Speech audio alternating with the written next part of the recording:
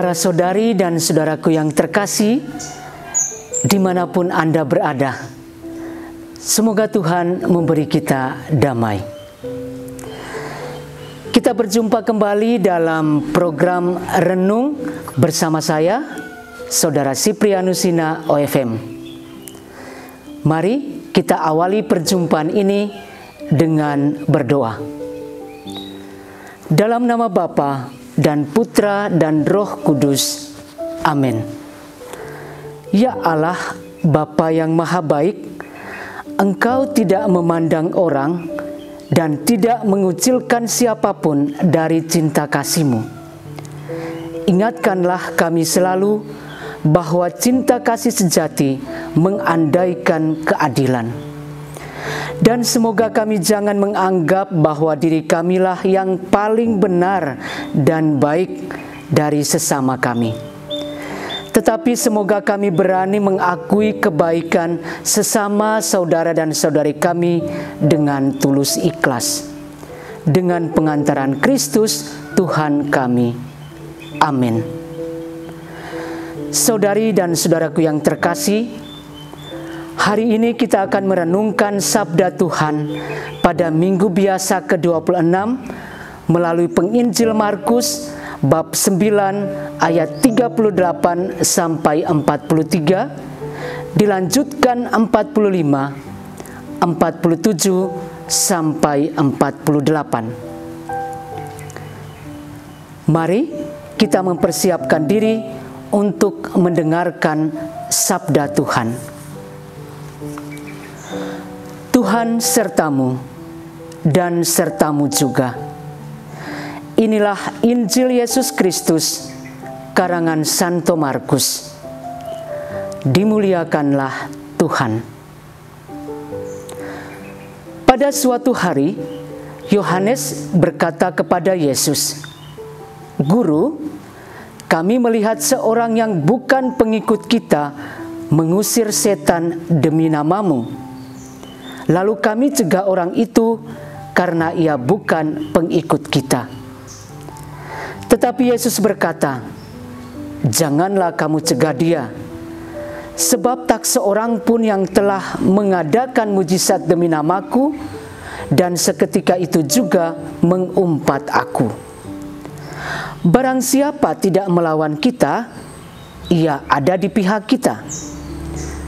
Aku berkata kepadamu, sesungguhnya barang siapa memberi kamu minum secangkir air oleh karena kamu adalah pengikut Kristus, ia tidak akan kehilangan ganjarannya.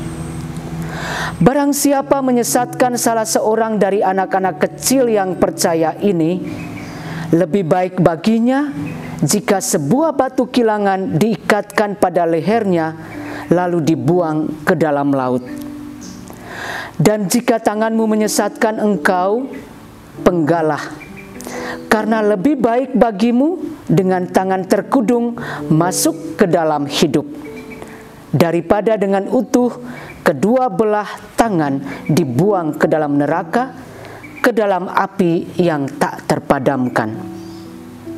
Dan jika kakimu menyesatkan engkau, penggalah, karena lebih baik bagimu dengan kaki timpang masuk dalam hidup, daripada dengan utuh kedua kaki dicampakkan ke dalam neraka. Dan jika matamu menyesatkan engkau, cungkilah, karena lebih baik bagimu masuk dalam kerajaan Allah dengan bermata satu, daripada dengan bermata dua dicampakkan ke dalam neraka, di mana ulat-ulat bangkai tidak mati dan api tidak padam." Demikianlah Injil Tuhan. Terpujilah Kristus. Saudari dan saudaraku yang terkasih, Injil hari ini memberikan pesan kepada kita agar kita senantiasa jangan iri hati kepada sesama saudara kita yang berbuat baik dalam hidup ini. Sebagai contoh, Yosua bin Nun merasa iri hati kepada Eldad dan Medad karena dipenuhi roh Tuhan seperti seorang nabi. Maka Yosua meminta Musa supaya mencegah mereka. Musa menjawab Yosua, "Sungguh Tuhan memberikan rohnya kepada mereka." Saudari dan saudaraku yang terkasih, hal serupa juga dilakukan oleh Yohanes, di mana Yohanes sungguh merasa iri hati kepada orang yang berasal dari kelompok mereka mengusir setan demi nama Yesus. Yesus kemudian berkata kepada Yohanes, "Jangan kamu cegah mereka." Saudari dan saudaraku yang terkasih, dari jawaban Musa dan Yesus menjadi jelas bagi kita bahwa Tuhan sungguh bebas memberikan rohnya kepada siapa Ia mau berikan. Tuhan juga dapat menggunakan orang lain untuk menghadirkan kebaikan, kedamaian, serta cinta kasih-Nya di tengah umat manusia. Oleh karena itu, saudari dan saudaraku yang terkasih, kita jangan merasa iri hati, mencegah dan memusuhi mereka. Kita jangan beranggapan bahwa hanya kelompok kita sajalah yang terbaik, sehingga menganggap orang di luar kelompok, ras, dan agama kita adalah jahat ataupun kafir. Sebaliknya, hendaknya kita mengajak orang banyak untuk berbuat baik, tanpa harus membeda-bedakan agama, suku, ras, warna kulit, bahasa, ataupun bangsa. Kita hendaknya mendukung dan berusaha untuk bekerja sama dengan siapapun yang berkehendak baik untuk menghadirkan kebaikan Tuhan di tengah-tengah kita. Sebab semakin banyak orang yang berkehendak baik, semakin nyata cinta dan kasih Allah sungguh hadir dan menaungi hidup dan panggilan kita. Saudari dan saudaraku yang terkasih, mungkin saja dalam hidup dan panggilan kita ini, kita menaruh iri hati kepada sesama saudari dan saudara kita. Entah kepada tetangga kita, kepada para saudara dan saudari sekomunitas, memusuhi teman sekerja karena keberhasilannya, menertawai mereka yang dengan tulus berbuat baik, menghalang-halangi orang untuk berbuat baik, dan sebagainya.